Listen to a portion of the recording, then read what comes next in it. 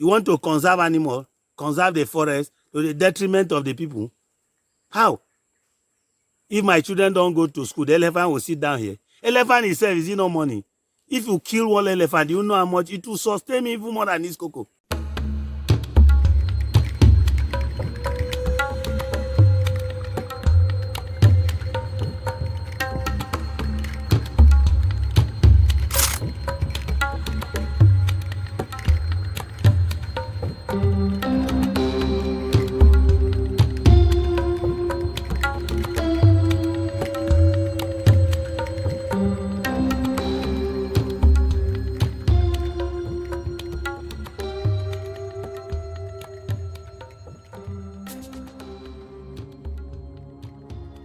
Mr. Achu in January took previous times across his farm where we set out to tell the story.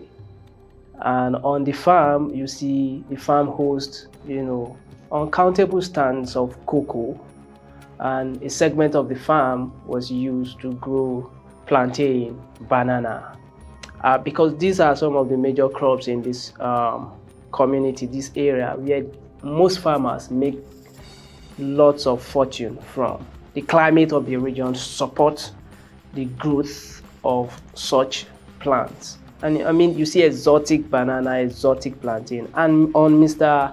Achu's farm, you find such. But unfortunately, elephants from the national park, encroach into his farm overnight in mid-January and devour the entire plantain suckers. Even some of the soft pseudo stems were, eaten by the elephant. You see all the lush plantain vegetations were lying bare, and most of the fruits on the plantain were completely devoured. Only a few stems of plantain were, let's say less than 30 stands, by the count, were left behind.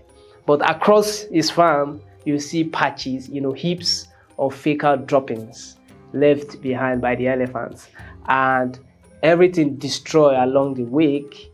You see their footpath where they entered from and how they left, Mr. Achu's plot. Last year, I lost cocoa here that I would have harvested about 10 bags. 10 bags. And a bag of cocoa is sold, as the last year was sold at 700 and something thousand. This year, 1 million naira a bag of cocoa. 900, 1 million naira a bag of cocoa.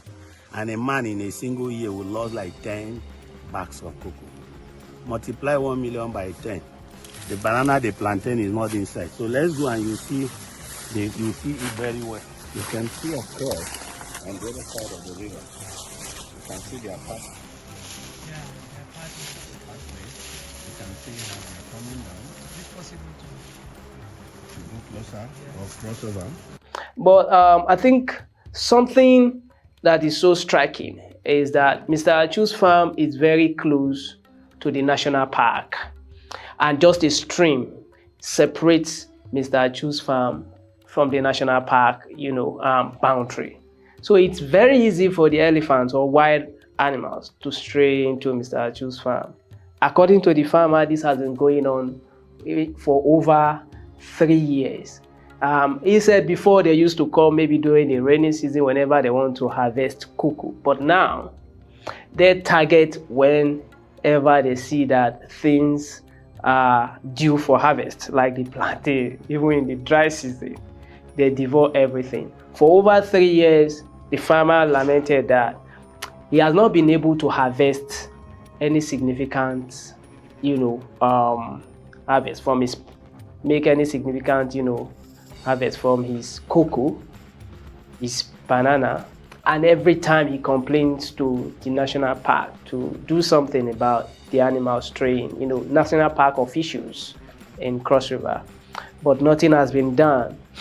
But now, this time around, he said he has been pushed to the wall and is ready to confront the wildlife and even confront the rangers who are, trying to protect and also ensure that conservation efforts, still remain in Cross River State?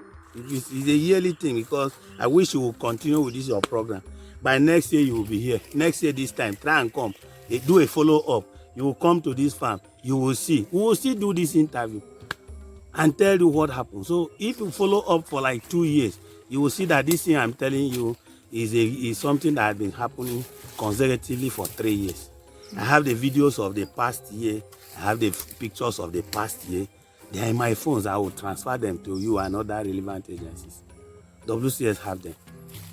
I have been giving to them. It's only this year that I said I will not complain again. I'm not a child. I've complained so much. I cannot be crying like a woman. I know what to do. It's just that I'm a man who knows the law. As a former counselor, as a former lawmaker, as a leader of council, a man who is saddled with legislative responsibilities, it's not good to use. But I think I've been pushed to the wall. I have no choice. I will use a confrontational approach, which I think is the last approach.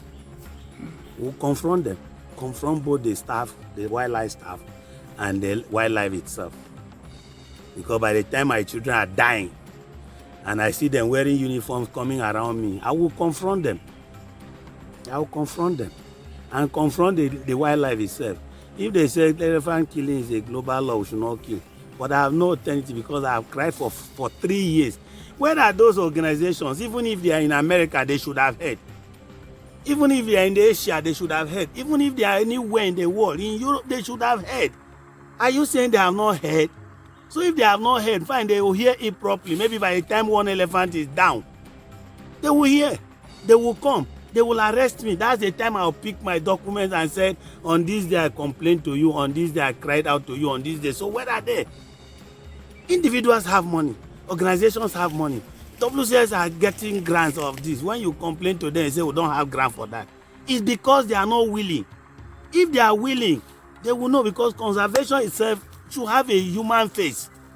But Mr. Achu is not alone. Several other farmers who have farms across the community also express similar frustration that they have been passing through as a result of crop raiding by the forest elephant. Hi, this is Abdulkarim Mojid. I'm here at Abu community, one of the communities in Mbe at Boki local government area in Cross River State. As you can see behind me, this is what we call natural forest, a forest that has not been tampered. But so in the forest we have wildlife species that are so rare, unique, that are unusual. You can find them in other places, in other parts of Nigeria, I mean to say, because of the status of this region. This is the tropical rainforest zone, where you have high biodiversity, high species diversity. You can find some of the unique species like the forest elephant here. You can find some of the unique species like the gorilla, the trail monkeys. Some of these species, you can't find them anywhere else except here in Cross River. So Nigeria is rich with biodiversity, but the sad reality is that these species are threatened. Like the forest elephant that we have in abundance in the past. We have recent studies that shows that the elephants have now been reduced to less than 200 or so. To 200, I think between they are now at the population is now between 200 to 300 or so. But still, there is this high level of human elephant conflict existing within this community as a result of expansion of agricultural activities. So some of the elephants that get when they get to people's farm, they devour their crops, and some of the farmers get angry. Community members say that some of them will hire poachers to come and kill the elephant, and that has actually led to a significant decrease in the population of elephants. As we all know, elephant is the largest mammal, terrestrial mammals, and they have both cultural, tourism, and even ecological significance to the environment. But when they are threatened and the population keeps declining, it means that we are going to lose them, and even the future generation to come are likely not going to even set eyes on elephant. But what they are calling is what conservationists, local and even international conservationists that have spoken to here in Cross River, are calling for a more effort towards conserving this elephant, towards conserving this wildlife, like the giant pangolins, the drill monkeys, the chimpanzees, and even the gorillas. These are unique species that many of us go to the zoo to pay lots of money, for us to see them. But we have them existing here in abundance. But due to the continuous depletion and the continuous deforestation that is going on, in these communities, this wildlife are threatened because their habitat, is being destroyed. So I'm here to speak to some of the farmers who have had, issues with elephant in the past, where elephant has gone into their farm to eat up their crop. Speak to conservationists, speak to community members, community heads, chiefs, to get an insight into how bad the situation is. So you follow me, let's go. Okay, your name? I greet you all in Jesus' name. My name is Felicia Achu. Achu? Achu. Me I dey near that forest. We dey near water where elephant dey cross, come eat our crop. Especially bush mango. As bush mango don dey come so, if the team bear wey don strong, e go cross water, come dey swallow the ogbono. Abeg, una help us. Even I drive where una wan drive am, make e no dey cross, come dey eat ogbono again. Like there, me I get ogbono about 5 steps, but I no dey fit pick because of the elephant. Even my cocoa wey I plant there, if you go, e dey match some stem. Now see, they swallow. Kate Kasa. Kate Kasa. Kate Kasa. Like the place where me I get farm, near for the forest. When we clear farm like this, ogbono plenty dey. If time for ogbono reach, when you want to go pick ogbono dey, you no go see ogbono. Elephant dey there for that place. We no go fit enter dey pick the ogbono. And before you don't see elephant before for that. No, but they say the place where the elephant dey pass, the marsh lake. And no any the way don't go pick ogbono for that place. Even the one where they make farm this side. Before time when you want go, they go pick ogbono. No go pick ogbono, say ogbono pick. Elephant they chop that ogbono out. Thank you. In 2005, my own farm has been confiscated by elephant. How did it happen? What did you grow in the farm? I cultivate cocoa, banana, cocoa, both annual and perennial crop cultivated. We launched a complaint to the National Park account. They told us that we should be excising special. They brought some explosive mechanism to explode that they will scare away elephant. Maybe effect from that day they explode those mechanisms. They did not pay combo elephant. Check since 2005 to date. Every year, even practically, even this dry season, go to our farm. There is no anything but agricultural activities carried out there. Because when you go there, even the threat of the mountainous animal, you run away.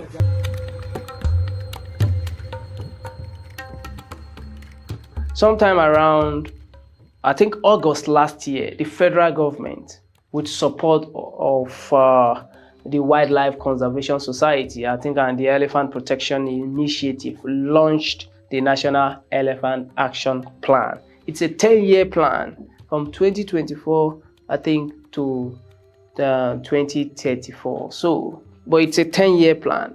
That's the plan to protect the remaining vibrant population of elephants in the country.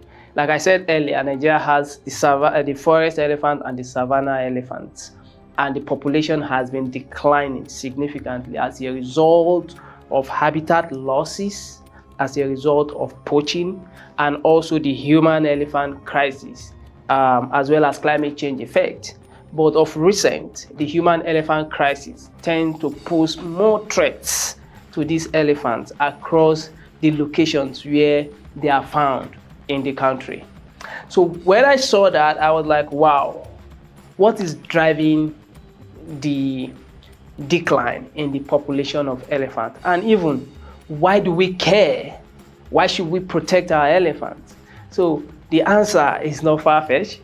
So actually, that's what triggered me to like set out to say, look, you have to tell the story. But do we even have elephants in the country?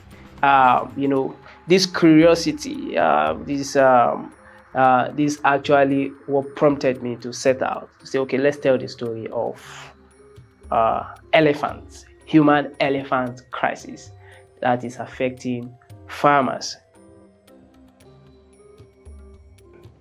We need to aim high, and we've already got support from the European Union, helping to protect 2 elephant populations in Cross River State, a population in Oban and a population in Okwango. After engaging these farmers in the communities, I felt there's a need also to engage with the rangers, the people who are trying to protect the protected area, the national park, and all of that. Interestingly, I was able to speak to the Wildlife Conservation Society. There are some rangers in that community who has deployed rangers to protect wildlife in the community. And like I said, they confirmed that this has been going on for long and that they have been trying to see how to prevent it. Some of them say whenever the farmers are complaining that elephants have encroached into their farm, they try to shoot, is it the Dane gun, they call it, just to scare the elephants, away. My name is Jonathan Eban. I'm the project coordinator of the Mbe Mountains Community Wildlife Sanctuary. We are right at the Okon River, the boundary between the community forest and the Cross River National Park, the Okwango Division, on my left. So where we are standing is one of the points, the crossing point for the elephants. As you can see on our right, it's a farm on the community forest that belongs to a farmer, Chief James Achu. And on the right, on the left, we have the Cross River National Park, where the elephants stray. They used to stray from there, then cross over and come to destroy crops inside the farm. And as you can see, if you look further up, you will see the pathways created by the elephant, both left and right. There are so many pathways that they are crossing. It's a major crossing point for the elephants.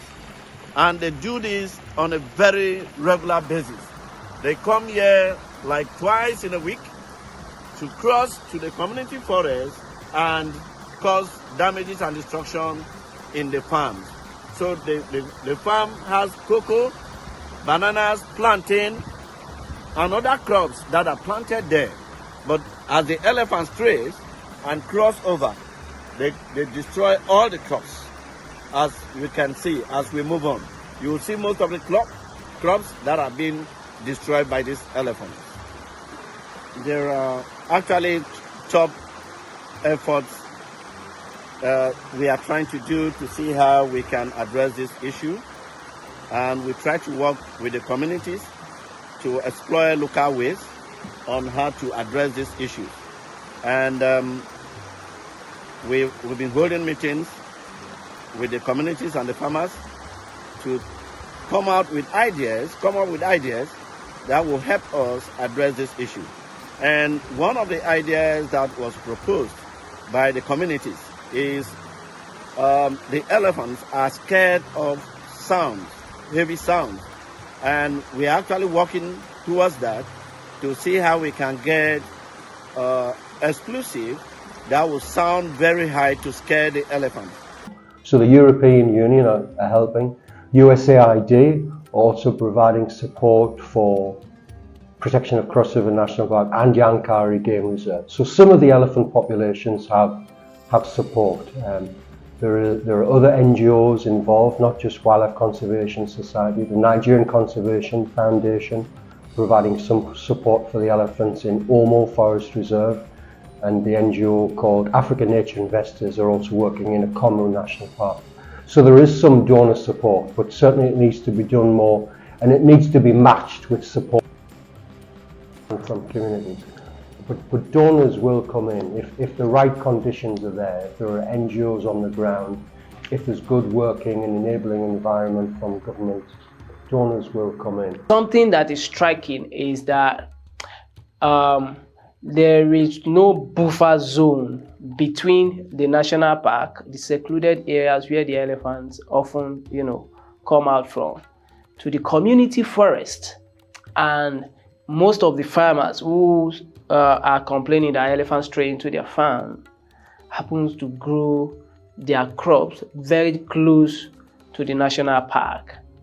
And they are saying that the farmers are asking them for compensation, otherwise they are going to kill the elephants. But compensating farmers whenever issues like this arises, they say it's not sustainable. And for how long would they keep compensating farmers? Of course, these guys are, their activities are run on grants.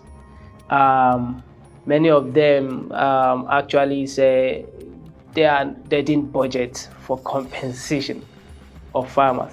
Like Mr. Achu said, he said a bunch of banana plantain at that time was going for about 8,000 naira. And imagine the number of bunches that he could have harvested, but the elephants have destroyed it. If he's harvesting about 60 bunches, you can do the math. 60 times 8,000, and you see the money he would have made. Cocoa was going for about 1 million per bag, and these farmers were estimating that they lost about up to 10 bags of cocoa due to elephant raiding.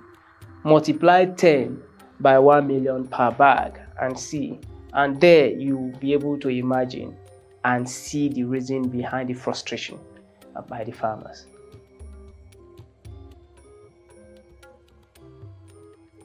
So in Nigeria, the National Park Services are saddled with the responsibility to protect this forest reserve. But based on that, I presented the findings from the trip and my interaction with the farmers, community members in the communities, bordering the national park, to the Conservator General of the Federation, Ibrahim Goni. But he asked if I visited these communities before coming to it, and I told him, yes, I have. He said, well, because these are hard to reach communities. So he was doubting if I ever visited the communities. The community, in fact, to just give you an idea of how far it is, it's about 8 hours drive from the Calabar, the Cross River capital, Calabar municipal area, to these communities. And the roads are bad, are in terrible conditions. These communities don't have lights, they don't have any government presence since the inception of the communities. In fact, they don't have good drinking water. The water you see there are probably as a result of intervention from maybe the Wildlife Conservation Society, who are trying to play some social, corporate, responsibility in the community. But Mr. Ibrahim was doubting if I ever visited, and I told him yes. He said then I should speak to the Conservator of Park in Cross River State. I did. I reached out to Joseph Ntui, Joseph Ntui, and he also asked the same question, and I was surprised. He asked, have I visited the community? Have I been there and all of that? But I told him yes, and I provided evidence to show that I visited the communities, and he didn't respond to me. Both the Conservator General of the Federation and the Conservator of Park, Joseph Ntui, refused to speak on the matter. However, a top official from the park that I have contact to or disclosed to me that yes, they are aware of what is happening in the communities, and even listed, some of the communities that I visited, that they are aware of it. But the truth is that they can't compensate them, and they don't also know how to stop the elephant from entering the farmers' field, because most of the farmers grow their crop very close to the national park and there are no buffer zones.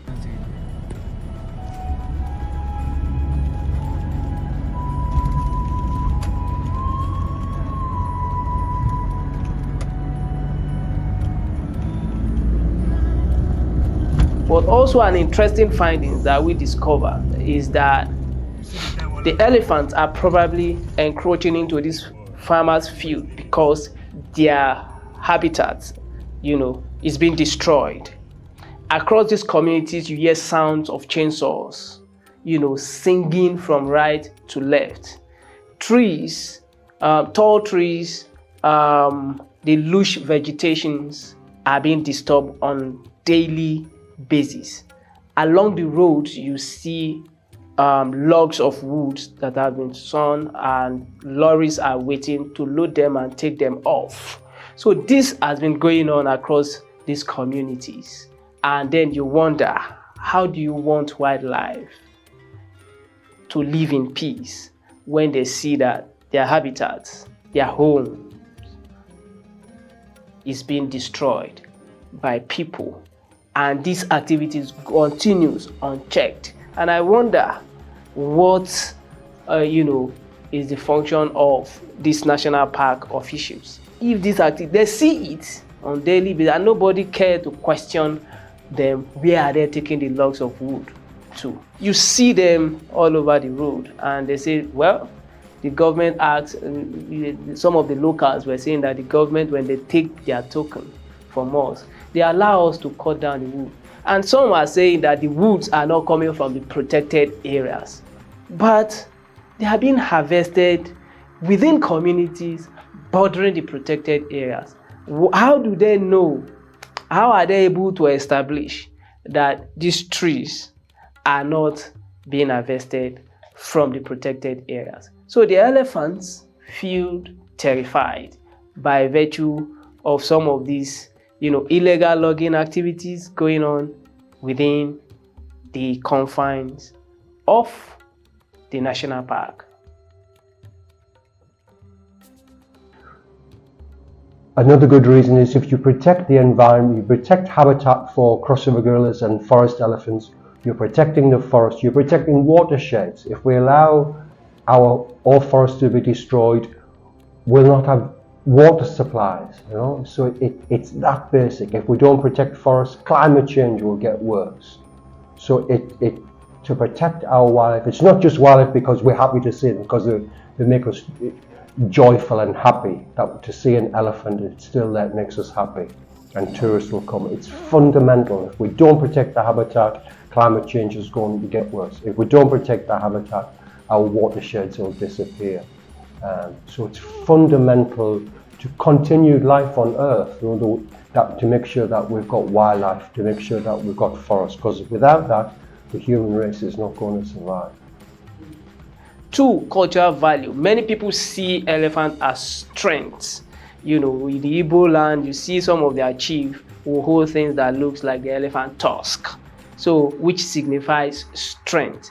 And even when you see the emblem of, like, let's say, the First Bank, you see the logo of elephant there. So will you now be using elephant as your logo when we don't even have elephant in the country? I mean, well, you can tell. The third is the ecological significance. I mean, these elephants play a significant role in the dispersal of fruit, like the farmers complaining about bush mangoes. Some of these bush mangoes are dispersed by these elephants. When they eat from their poo, if you see the heaps of